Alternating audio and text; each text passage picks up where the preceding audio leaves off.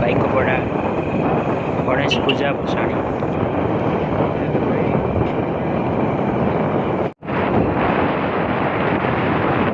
एटी हाट हुए आम गाँ मंदिर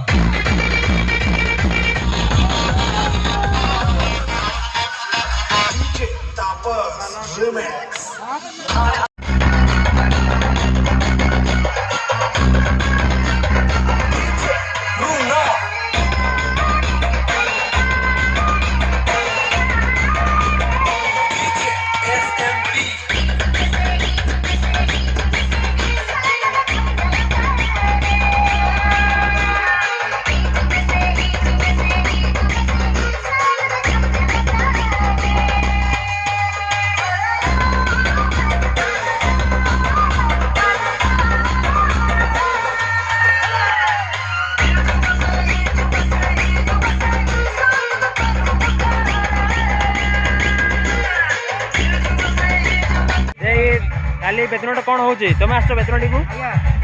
काली केते जन पार्टी आस 5 जन किए किए नना रोस्टर आउ बेंगल आइबो